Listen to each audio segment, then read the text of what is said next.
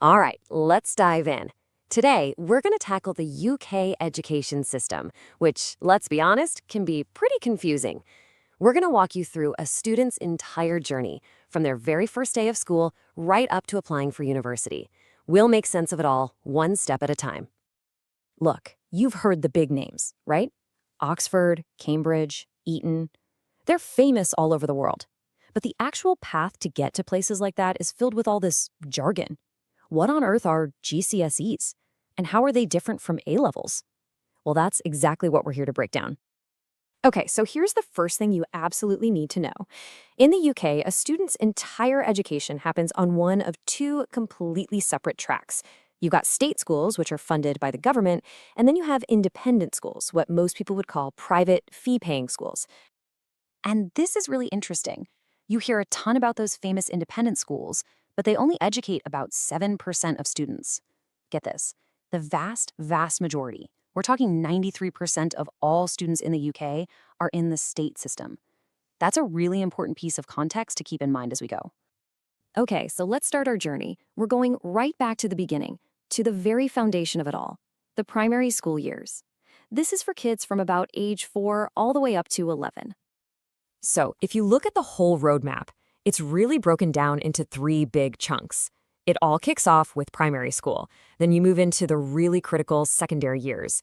And it all wraps up with what's usually called sixth form or college, which is that final stretch before university. But how do they track all this?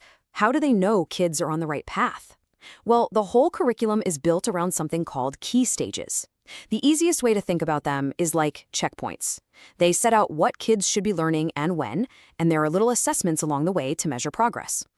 So in these early years, key stages 1 and 2, it's all about building a really broad foundation. Of course, you've got the core stuff, English, maths, and science. But kids are also learning about history, art, music, you name it. The whole idea here is to give them a taste of everything before the real pressure starts to pile on.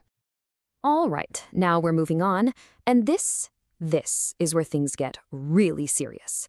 We're entering the decisive secondary years, a time I like to call the GCSE gauntlet, and you're about to see why.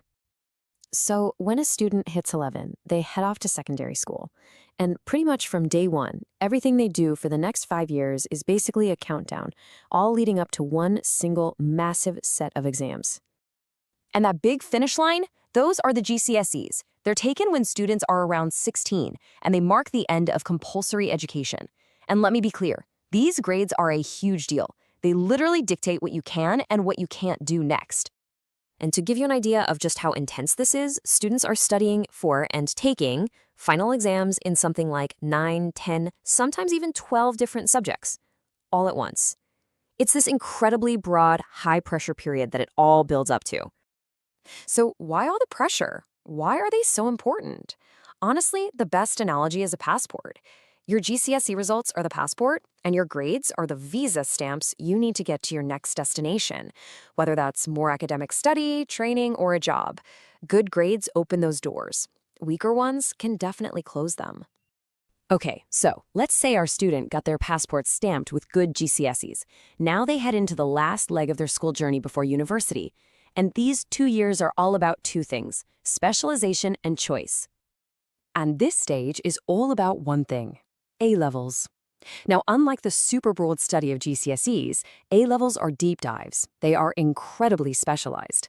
These are the gold standard for getting into a UK university, and they demand a much, much deeper level of understanding in just a few subjects. And I mean, just look at the difference here. It's night and day. You go from juggling, 12 subjects for your GCSEs to this laser focus on just 3, maybe 4 subjects for A-levels. It is a massive shift from breadth to pure depth. So naturally, these A-levels are the absolute centerpiece of the university application, which, by the way, is all handled by a central system called UCAS. The process is pretty straightforward. You pick your course and universities, write a personal essay, get predicted grades from your teachers, and then you send it off and wait for the offers to roll in. All right, we've done it. We've followed our student all the way from their first day to their university application. So what's the big picture here? What are the main takeaways from this whole journey? What really defines this system? You can really think of the whole journey as a play in 3 acts. First, you have Act 1, building that broad foundation in primary school. Then comes Act 2, the high-stakes gateway of the GCSEs.